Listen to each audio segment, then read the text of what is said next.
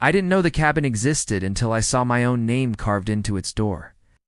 I was hiking alone in late October, trying to squeeze in one last trip before winter closed the trails. The forest was quiet in that heavy, in-dove-season way, the air sharp and cold enough to sting my lungs.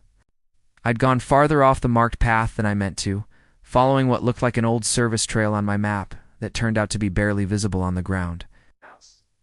That's when I found the cabin.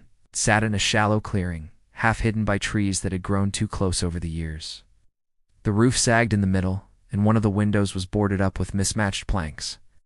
It looked old, older than anything else around it, like it had been forgotten on purpose.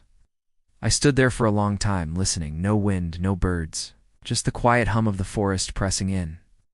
I told myself I'd step inside only long enough to rest and check my bearings. The door creaked open with surprising ease. Inside, the air smelled like damp wood and ash. Dust coated everything, but it didn't feel abandoned in the way I expected. There was a table with a single chair pulled out as if someone had just stood up. An old cast-iron stove sat cold in the corner, yet there was a faint scent of smoke. Not fresh, but not ancient either. I set my pack down and immediately felt uneasy, like I'd interrupted something private. My flashlight beams swept across the walls, catching old newspaper clippings tacked up at uneven angles. Most were too faded to read, but a few words stood out. Missing. Search suspended. Remains not found. That's when I saw the carvings. Names etched deep into the wood near the doorframe. Some were barely legible, others darkened with age. As my light moved, I froze. One of them was mine. Same spelling, same uneven slant I use when I carve letters. I stepped back, my heart pounding hard enough to make me dizzy. I had never been here before, I was sure of it. Still, my eyes kept returning to the name, to the way the last letter was scratched deeper than the rest, like whoever carved it had hesitated. I laughed under my breath, trying to break the tension. Coincidence. Someone else with the same name? It meant nothing. Then I heard footsteps outside, slow, careful, crunching leaves that stopped the moment I did. I shut off my flashlight and held my breath, the cabin dropping into near-total darkness.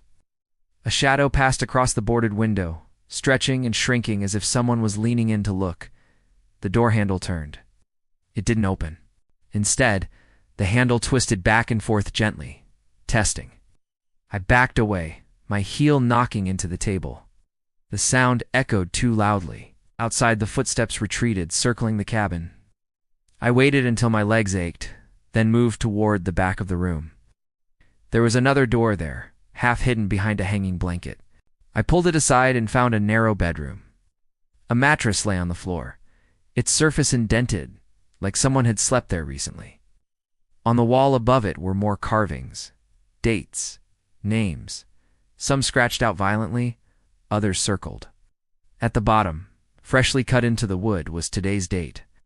My phone buzzed in my pocket, making me jump. No signal, but the screen lit up anyway, displaying a photo I didn't remember taking. It showed the cabin from outside, me standing in front of the door, my back to the camera. I dropped the phone. The footsteps returned, this time closer, heavier. The front door creaked open. I could hear breathing now, slow and controlled, like someone trying not to rush. I backed into the corner of the bedroom, every instinct screaming at me to stay silent. A voice spoke my name from the other room. Not shouted, not whispered. Us. Said the way someone does when they already know you're listening. The floorboards groaned as weight shifted closer. I grabbed the phone and ran. I burst through the back door into the trees, branches tearing at my jacket as I crashed downhill, not caring where I was going as long as it was away.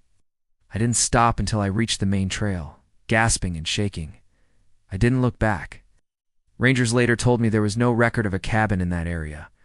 They said structures like that didn't just disappear from maps.